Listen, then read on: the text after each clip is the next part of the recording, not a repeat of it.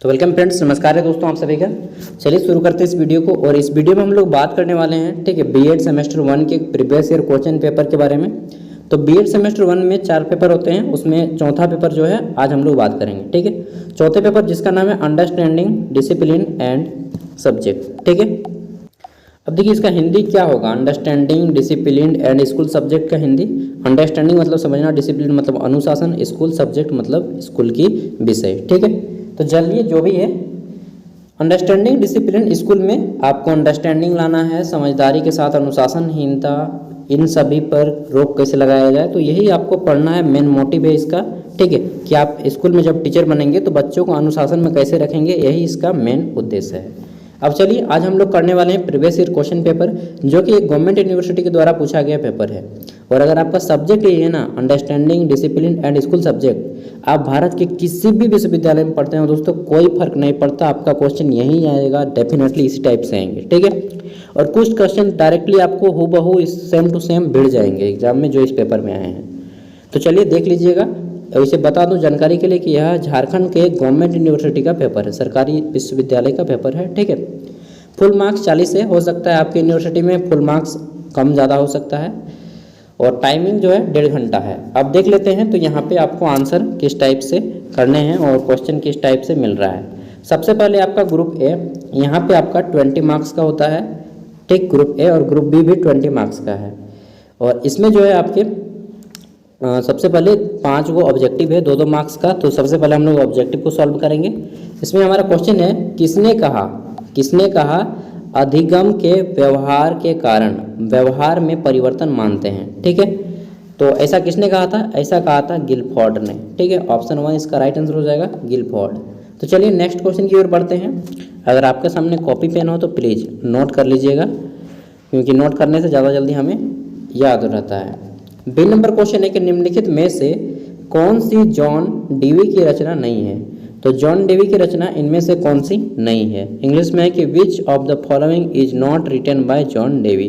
देखिए how we think, हम कैसे सोचते हैं, यह जॉन डीवी की लिखना है, ठीक है, लिखी हुई है। फिर डेमोक्रेसी एंड एडुकेशन यानी कि लोकतंत्र और शिक्षा, ये भी जॉन डीवी की लिखी हुई है।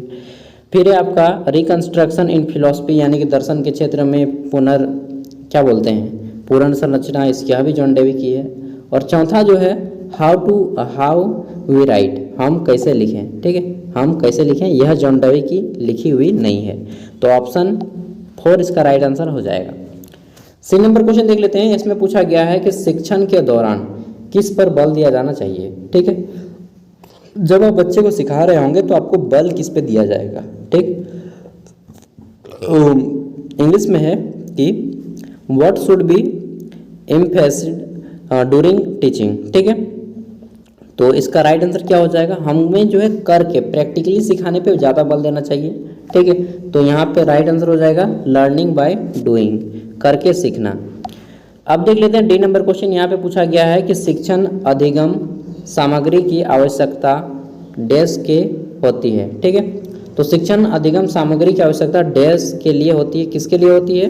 तो राइट आंसर हो जाएगा आपका डैश के लिए होती है, मतलब कि प्रतिभापूर्ण शिक्षण के लिए या सरल शिक्षण के लिए, रोचक शिक्षण के लिए।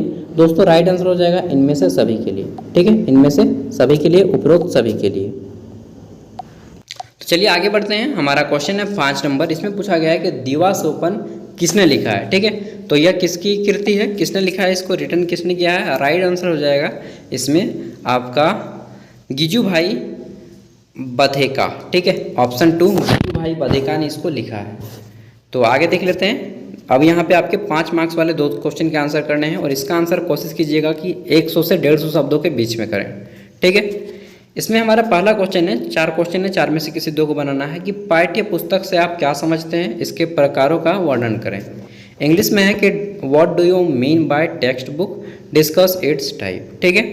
फिर देख लेते हैं। तो तीसरा क्वेश्चन है कि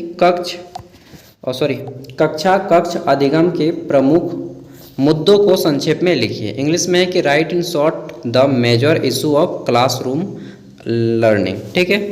और यहाँ पे 4 नंबर क्वेश्चन है कि जॉन डीवी के शैक्षणिक दर्शन को लिखें। इंग्लिश में है कि describe the education philosophy of John Dewey. John Dewey को आपको यहाँ पे डिटेल में पढ़ना होगा सेमेस्टर 1 में, क्योंकि इसमें क्वेश्चन आते हैं जो अच्छे खासे आते हैं। जैसा जीन पियाजे ने आपको पढ़ा है, मतलब आपने पढ़ा जीन पियाजे को, same to same John Dewey को ही आपको यहाँ पे इम्पोर्टेंट देना है उतना। 5 नंबर है कि एक अच्छे शिक्षक के 2 नैतिक और 2 शारीरिक गुणों को लिखें। इंग्लिश में है कि write two moral and two physical qualities of good teacher. ठीक है, अब देखिए यहाँ पे आता है ग्रुप सी। ग्रुप सी में जो है आपको यहाँ पे क्वेश्चन के आंसर करने हैं 10 का 2, 10 के 2, और इसका आंसर कोशिश कीजिएगा आप 300 शब्दों में करने का। ठीक है, 300 शब्द माने एक खड़ा पन्ना का दोनों साइड और दूसरे खड़ा पन्ना का एक साइड। इसमें हमारा पहला क्वेश्चन है कि 4 क्वेश्चन है, 4 में से किसी 2 को बनाना है। शिक्षण के दौरान शिक्षण सूत्रों का प्रयोग क्यों किया जाता है, उदाहरण सहित लिखें। ठीक है, इंग्लिश में है कि why maximum of teaching are used while teaching, write by given example.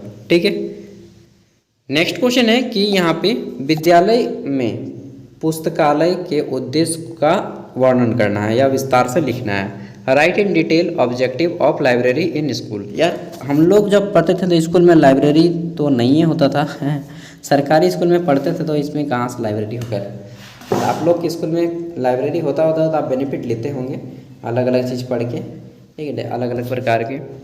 और जनरली मिडिल स्कूल में ये सब फ़ायदा नहीं पड़ाएगा आपको, 10-12 में फ़ायदा पहुँचाएगा अगर आपके स्कूल में लाइब्रेरी है तो ना। और आप लोग तो बनिएगा TGT टीचर, ठीक है, ट्रेंड ग्रेजुएट टीचर, बीएड करने के बाद। 8 नंबर है पाठ्यक्रम निर्माण के क्या आधार है, विस्तार से विवेचना करें। ठीक है, इंग्लिश में है कि what are the basic of curriculum construction explain in detail. अगर आप क्वेश्चन नंबर 9 को बनाएंगे तो इसमें आपको 2 क्वेश्चन का आंसर करना होगा। ठीक है, किन्हीं 2 का, ये देखिए 4 हैं, 4 में से किसी 2 का। पहला है गीजू भाई एवं बाल साहित्य के ऊपर लिखना होगा नोट। ठीक है, Gijubhai and child literature. B number है आपका, 1 मिनट को थोड़ा छोटा कर लेते हैं, इसमें है आपका अनुशासन एवं विद्यालय विषय, इसके ऊपर लिखना होगा डिसिप्लिन एंड स्कूल सब्जेक्ट के ऊपर। यही आपका पेपर का नाम है, अनुशासन एवं विद्यालय विषय। और सी नंबर है आपका यहाँ पे को कैरिकुलम एक्टिविटीज़, यानी कि सह पाठ्यक्रम गतिविधियाँ या क्रियाएं। और डी नंबर है आपका दृश्य श्रव्य सामग्रियों के महत्व के बारे में। ठीक है, importance of audio visual aids. तो दोस्तों ये है आपका बीएड सेमेस्टर 1 के 4 पेपर कंप्लीट हो जाते हैं। इसी तरह से हम आपको सेमेस्टर 2 में, ठीक है, गाइड करेंगे। और जिस तरह से आपको चारों पेपर मैंने अपलोड कर दिया है, अगर आपने चारों पेपर नहीं देखा है और अभी आपका एग्जाम बाकी है तो देख लीजिए, बेनिफिट मिलेगा। ठीक है, एंड इसी तरह से सेमेस्टर 2 का भी जितने पेपर है मैं अपलोड कर दूंगा, सेमेस्टर 3 के भी अपलोड कर दूंगा। ठीक है, चलिए मिलते हैं। यार आज थोड़ा काफ़ी थका लग रहा है मुझे भी, क्योंकि आज देर रात तक थोड़ा काम हो गया। ओके बाय, मिलते हैं, ऑल द बेस्ट, अच्छे से एग्जाम दे। इसका PDF का लिंक वीडियो का डिस्क्रिप्शन में होगा, वहाँ से डाउनलोड कर लीजिए। एंड जितने भी क्वेश्चन हैं उन सभी को आप लोग सॉल्व कर लीजिएगा, 50-50 वर्ड ही सही, सब पे लिख लीजिए, क्योंकि ये टॉपिक हो सकता है आपके भी एग्जाम में रिविज कर दे, रिपीट कर दे। ठीक है, बाय। और अगर आपका कोई दोस्त हो तो उन तक भी वीडियो को शेयर कर दीजिएगा।